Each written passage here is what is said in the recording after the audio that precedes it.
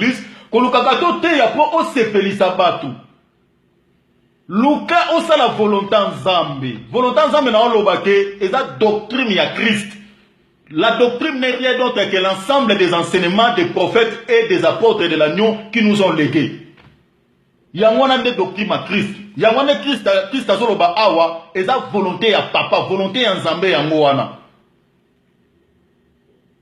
Si vous servir Dieu en dehors de sa volonté, yo moko serviteur de Dieu ciel les athées, batozote ya ciel les athées. Alors, conserver Nzambe en dehors de sa volonté est ani. Conserver Nzambe en dehors de sa volonté, c'est-à-dire, ozo peut sa pensée na yo, ainsi qu'on peut sa pensée à Christ. C'est ça servir Dieu en dehors de sa volonté.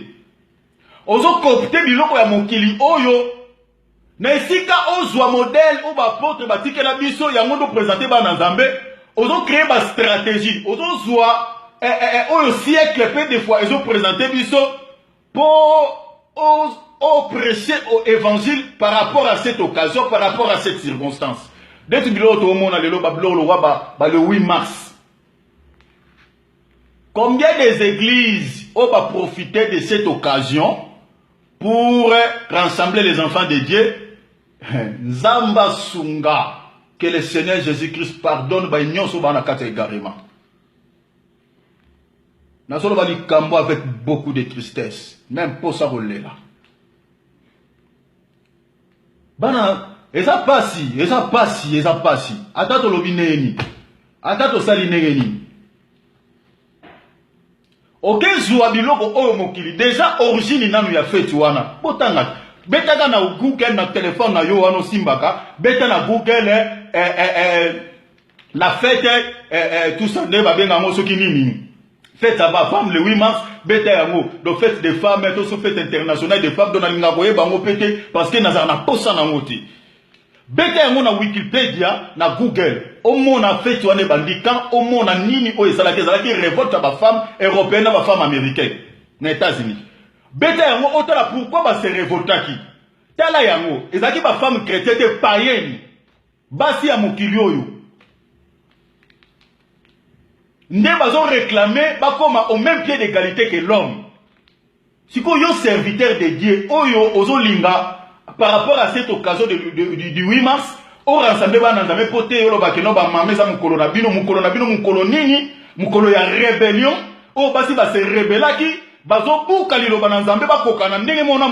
au même pied d'égalité. Yo serviteur de Dieu, on servir Dieu en dehors de dans sa volonté ou en dehors de sa volonté. Émancipation wana. Et ça biblique ou anti-biblique? Pour la nini, oh mon Dieu, oh mon Dieu, oh mon Dieu, que le Seigneur nous sauve. Que le Seigneur nous sauve. Que le Seigneur nous sauve. Et ça passe. Et ça passe. Tant aux baba vérité o yininga, o linganga te, ato yininga je m'en fous. Je ferai que la volonté de Dieu.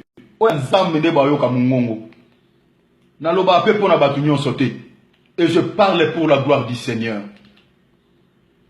Ba salité o le lezo kota na église. Ezaloka na osolanda konanga moko. Alobi moi oyo to pesa mo kaka ba mama. Donc occasion ya 8 mars ko pesa mo ba mama. O pesi ba mama. Siko luka beta le 8 mars wana oye ba nini oye bimaki na kata le 8 mars oye sala ke ba honorer mukolo wana et comme lelo fête des femmes. Beta tala yango. Oye ba soki nzambe penser nzambe soki écriture to Bible zo soutenir eloko wana. Oh nzamba sunga.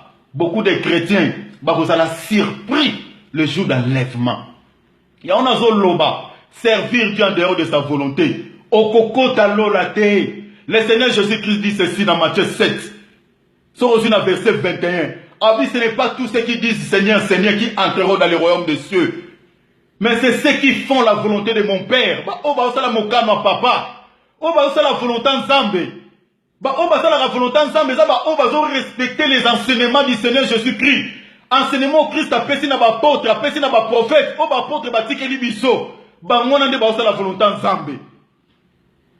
Bino obozo za biloko ya siècle oyo. Bible lobi na mkanda Romains chapitre 12 verset 2. Ne vous conformez pas au siècle présent. Bible lobi nous vivons dans ce monde mais nous ne sommes pas de ce monde. Pourquoi tous ceux qui se conformer dans le siècle haut? Tous ceux qui ont biloko lokola ba le 8 mars.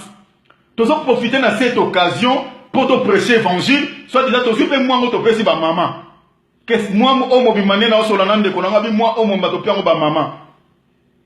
Lola zande kwa ekati na souci kana bwaki ko kenene vraiment na mwani na tiki nzambe na ebika avec le temps nzamba osunga. Maintenant on qui passe na mutema. Maté à des évangiles. Et ça passe. Moi oh bazobenga moi des femmes, et ça moi ya rébellion. Nzamba ta mutu na esika na ye. Lelo moi ça zoluka comme au même titre que Mobali. Azo réclamer salaire, azo réclamer musala oui.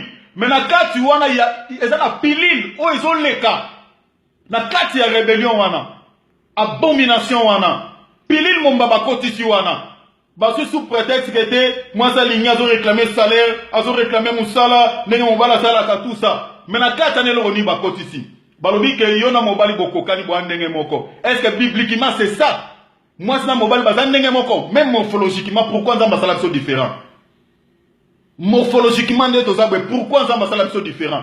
Si sont aux acquis, il faut la salle soka n'engemoko. Biso tout mibali, mais oh, bah, ben femme, oh, bah, ben moi si. Mais pourquoi tous ça différents dans niveau tout? Na nyonso, na suki. Suka moi na mobali poussara n'engemokote. Mobali tolo na nzamba sala mo plat, tolo moi c'est vimba. Na sexe tous ça différents. Ma pekanabiso ya mobali telema ya moi c'est kita. Pourquoi tous ça différents même morphologiquement? Allez lelo bozwa siko bolo bakete moi ya mon moni ba mari pourquoi lelo toi divorce est élevé à cause de biloko le 8 mars moi ça lobi metoza nenge moko yo konzanga te yo kambanga te moi je fais ce que je veux moi ça vient na boîte sans ko kosenga nzela na mobali parce que bino tout bokomba chef mutazo ko kwesela muninga zate. Déjà, ce qui mboka, moko yazo kambazate, mokondazate, poto koti, désordre koti. Voilà pourquoi le loto ya divorce est très élevé par rapport à bataille leki. Soit disant que pour moi ça la heureuse, des bazo lukabate au même titre, bazo réclamer émancipation. Total la soba femme on baza heureuse. Total la soba baza heureuse. Le lot beaucoup de femmes ba divorcer, le lot ba commis seul, bazo vivre dans isolement, bazo vivre joie exate, baza heureusité, mais ba pesi dino moi. Balobi ke bon comme égal, comme kokani na mobali. Kasi boko ma heureuse. Pourquoi vous avez divorcé? Pourquoi vous avez joie? Pourquoi vous avez hésité? En dehors du Seigneur Jésus-Christ, il n'y a pas le bonheur. Il n'y a pas le bonheur. Moi, des femmes, beaucoup de chrétiens vont se mêler. Dans Internet, et les païens, oh mon Dieu, quand je vois des choses, j'ai envie de pleurer. Surprise comme ça là. Jésus-Christ a dit dans Matthieu 7, 23. Plusieurs me diront, n'avons-nous pas prêché à ton nom? N'avons-nous pas prophétisé à ton nom? N'avons-nous pas fait ceci à ton nom? Nous avons servi Nzambe wana. Nous avons créé une stratégie. Moi, ma maman, biso fait au saliboy. Ezaya bino, ezaya bino. Si l'autre derrière, c'est moi. Et ça un esprit à rébellion. Où ma femme va se rébeller à la parole de Dieu. Bah comme au même pied d'égalité que l'homme. Rébeller zawana esprit maléfique. Esprit où ils ont contredit le bananzambe. Et puis nous pour récupérer la chose. Pour comme ils sont sanctifiés. Pour comme ils sont nettement péto. Pour comme ils sont nettement zambé. Abomination, repentez-vous, chers serviteurs de Dieu. Repentez-vous dans le nom de Jésus-Christ avant que le Seigneur revienne. Sinon, yo moko tikala, batozo teos o mele na kata makana bako tikala.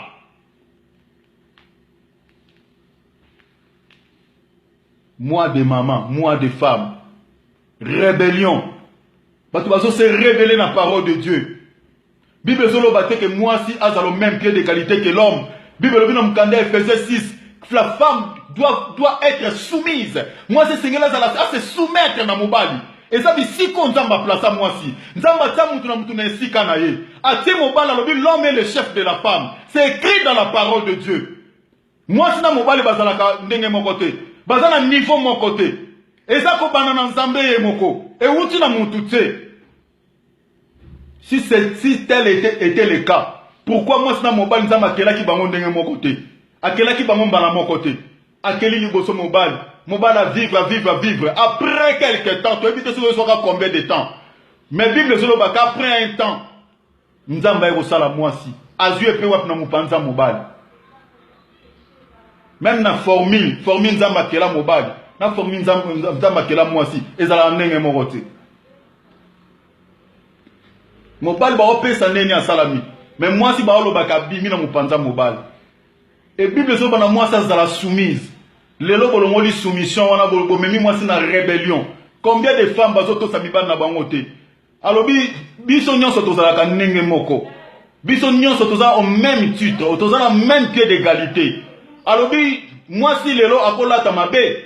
Mobala zo expliquer alobi na ye mais yo ndongo lati ngana linga boyete. Alors olingo linga te et moi talinga te. Toza ndenge moko. Muta kwesela muninga zate. Moi ça kokende na baboite, akokende abimi na yake asali o ya lingi akene na bara tepe komela. Sans casser la permission na mobile parce que biso tout en ndenge moko. L'émancipation de la femme. Et esprit o yozo ko accompagner la chose. Yo chrétien, yo serviteur de Dieu, ozuba nanza mo mele bango kati na yango. Si vous ne vous repentez pas, vous allez lokola bateau Christ azoloba. Ce jour-là vous allez dire Seigneur, j'ai fait beaucoup de sacrifices pour toi. J'ai créé des stratégies pour prêcher la bonne nouvelle. Na sangisa ki batu na sala ki boye. Kola koloba, je ne vous ai jamais connu. Je ne vous ai jamais connu. Beaucoup soutouka. Servir Dieu à dehors de sa volonté. Okoko dans l'olate. Ngate mtunazo loba. Na pese écriture dans le Matthieu chapitre 7 verset 21. Kola lobi tous ceux qui me disent Seigneur, Seigneur, n'hériteront point le royaume des cieux. Mais ceux qui font la volonté de mon Père, c'est écrit dans la parole. La volonté de respecter la doctrine de Christ. Respecter les enseignements que les apôtres nous ont légués. La volonté de Zambé. Se conformer à siècle oyote. La Bible est claire. Ne vous conformez pas au siècle présent. Dans ce temps d'écriture, nous avons 1 Jean. Nous avons 1 Jean chapitre 2. Yo que la Bible lobby. N'aimez point le monde, ni les choses qui sont dans le monde, les choses qui sont dans ce monde. Parmi ces choses-là, il y a toutes ces fêtes-là. La fête à Halloween. On a moni, soit disant les chrétiens, nous sommes qui étaient martyrisés, les chrétiens à Tawana, alors makile sopana, quand on moni, bah tu vas savoir bah descendre makila, net makile sopana, diabolique, satanique. Bon se repentir. Donnant au secteur le badlo à bongo, il faut qu'on pense en effet où tu n'aurais pas bah démon. Bah porte bah persécuta bango. Pourquoi n'a pas ta Bible est au monité non, mon colombo bah chrétien. Bazo célébrer jour moko be ba persécuter ki ba apôtre makila ninge sopana ki tout mon nom na Bible parce que Jacques Mutaliboso ko ba kata kingo parmi les apôtres. Pourquoi to monite ba apôtre à l'occasion de la persécution wana ba célébrer ki une fête. Quand Nathan a biso eloko za na Bible que to bité fête Halloween et ngabolobake eza martyr ba chrétien tout ça diabolique satanique.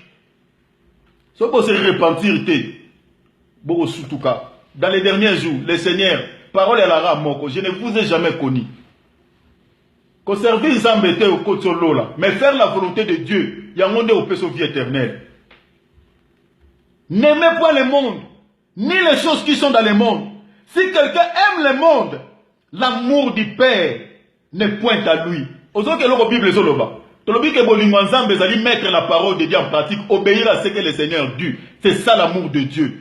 Alors, mutu oyo alingaka nzambe te o azolinga mokili. Donc, c'est-à-dire, ozo copter biloko ya mokili, ozo copter ba fête ya mokili. Ozo copter o nyonso mokili ozo présenter biso au côté même na bonzambe, na kati église soit disait comme sanctifié pour boba ba chrétien. Bible lobi ke bolinga nzambe na mutema no tikala kozala te. Bible lobi car tout ce qui est dans le monde, la convoitise de la chair, n'est pas fait chose. C'est la chair, mon limo ezate na fête le 8 mars. Atabo sanctifiamo, atabo tangela mo komba Yesu.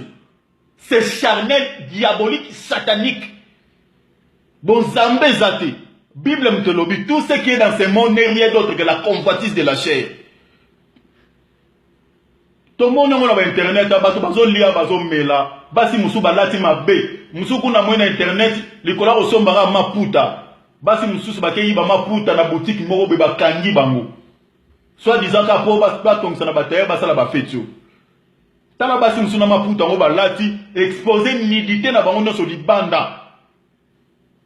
Allez, biloko bongo bozui bo commission ya bonzambe. Que le Seigneur nous sauve. La convoitise de la chair, la convoitise des yeux, l'orgueil de la vie ne vient point du Père. Biloko te uti na nzambe te, mais vient du monde. Te uti na mokili. Nous avons quand Bible Christ azo sala prière sacerdotale azo loba boy. Abi papa na tiki bango na mokili mais baza ya mokilité. Biso to zala ya mokilité. Pour to vivre selon le monde. Biloko to mokilo ezo uta na mokili. Biso to za ya mokilité. Bible lobi nous sommes les citoyens du ciel. To zala ka likolo. Bible nous dit affectionnez-vous aux choses d'en haut. Notre affection fait aux choses d'en haut. Les choses d'en haut sont quoi? Les choses d'en haut n'est rien d'autre que les enseignements des apôtres et des prophètes au bâti que la biseau. C'est ça les choses d'en haut. Maintenant, tous les gens qui mukili oyo. Bible oyo ute pa nzambete. Do biso na mukili to kokani sali ezati. Yoka verset partout, verset 17. Bible dit, et le monde passe, et sa convoitise aussi. Mais Yoka, mais celui qui fait la volonté de Dieu demeure éternellement. Le bateau va vivre éternellement. Bateau vie éternelle et paix sameli bango, ce sont ceux qui font la volonté de Dieu. La Bible est claire. Yoka vivre dans la convoitise. Ozo copter ma fête à mukilio. Ozo copter ma biloko mukilio. Obi na Halloween et bimi, na ba païen, na ba nanzambe soit. Oh Seigneur, oh Seigneur, oh mon Dieu. Pourquoi ka ba payango makambo ko esepelisaka nzoto bino na bango beaucoup tana. Maintenant comme par exemple tozolo belake non, tozo célébrer sur la sanctification. To célébrer le mot sanctification. To tamla surtout na kobanga nzambe. Côté na ba païen bazalaka te bakimi. Bakimi, to na kobanga nzambe bakimi. Mais makambo ezo sepelisa musuni bapaye baye balobi kete biso na ba chrétien na biso tout sangana. Bozo mona confusion. Confusion.